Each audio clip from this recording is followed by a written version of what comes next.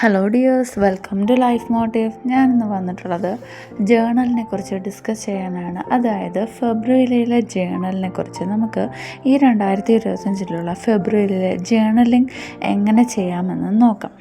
നമ്മൾ ജനുവരിയിൽ എല്ലാവരും ഒരുപാട് പ്ലാനിങ്സൊക്കെ റെഡിയാക്കിയിട്ടുണ്ടാവും അല്ലേ? ആദ്യം മന്തായത് കൊണ്ട് തന്നെ നമുക്കൊക്കെ വലിയ പോസിറ്റിവിറ്റിയൊക്കെ കൊണ്ടുവന്ന ഒരു മന്തായിരുന്നല്ലേ കഴിഞ്ഞ മാസം.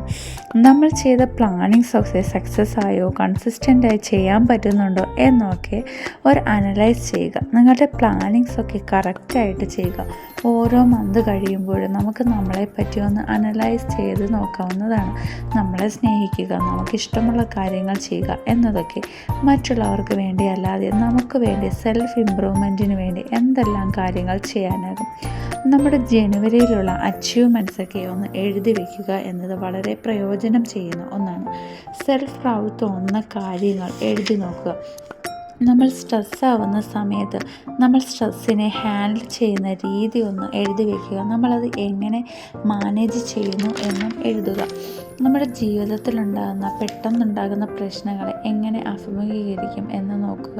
നമ്മൾ തീർച്ചയായും നടക്കുമെന്ന് കരുതുന്ന കാര്യങ്ങൾ നടക്കാതെ വരുമ്പോഴുള്ള നമ്മുടെ മാനസികാവസ്ഥ ഒന്ന് അനലൈസ് ചെയ്യുക. നമ്മുടെ പ്രതീക്ഷകൾക്ക് വിപരീതമായിട്ടുള്ള കാര്യങ്ങൾ നടക്കുമ്പോൾ അതിനെയൊക്കെ നമ്മൾ എങ്ങനെയാണ് പ്രതികരിക്കുന്നത്, അതിനെയൊക്കെ നമ്മൾ അക്സെപ്റ്റ് ചെയ്യുക എന്നതാണ്. അപ്പോൾ നമ്മുടെ ലൈഫൊക്കെ ഈസി ആയിട്ട് മാറുന്നു. അപ്പോൾ ഇന്നത്തെ ചെറിയൊരു വീഡിയോ ആയിരുന്നു.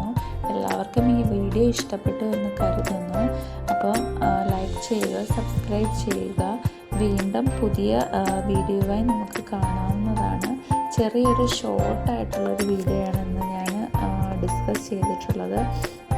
അപ്പോൾ എല്ലാവർക്കും താങ്ക് യു ഫോർ വാച്ചിങ്. ഞാൻ പറഞ്ഞിട്ടുള്ള ഈ കാര്യങ്ങളൊക്കെ ഒന്ന് നിങ്ങൾ ശ്രദ്ധിക്കുക. അപ്പോൾ നമ്മൾ ജനുവരിയിൽ കഴിഞ്ഞത് അനലൈസ് ചെയ്യുന്നതോടൊപ്പം ഫെബ്രുവരിയിലേക്ക് എന്തെല്ലാം പ്ലാനിങ്സ് ചെയ്യാം എന്നുകൂടി നിങ്ങൾ എഴുതി വയ്ക്കുക.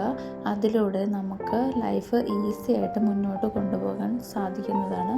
അപ്പോൾ എല്ലാവർക്കും താങ്ക് യു ഫോർ വാച്ചിങ്.